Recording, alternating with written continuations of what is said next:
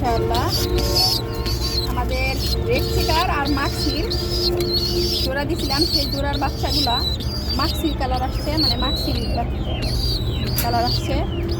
তো আলহামদুলিল্লাহ বাচ্চা দুটো ভালোই বড় হইতেছিল, কিন্তু ওর মা বাবার যত্নের কারণে মানে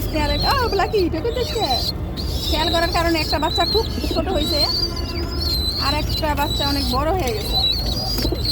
তো আমরা কয়েকদিন পরে খেয়াল করছি যে এই বাচ্চাটা অনেক দুর্বল ছিল, একদম অনেক ছোট ছিল ওই বাচ্চাটার থেকে, এই বাচ্চাটা অনেক ছোট ছিল।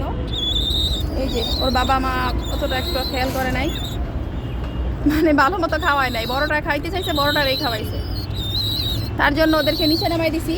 এই যে আমার লাকি, যাতে ভালো মতো খাওয়াইতে পারে, আর একটারে খাওয়াই আর একটারে সরাই ফেলাই, যাতে ছোটোটারে ঠিক মতো খাওয়ায়, আর নয়তো বড়টাই চালাকি করে খাইয়া ফেলায় আর ছোটোটা না খাইয়া থাকে।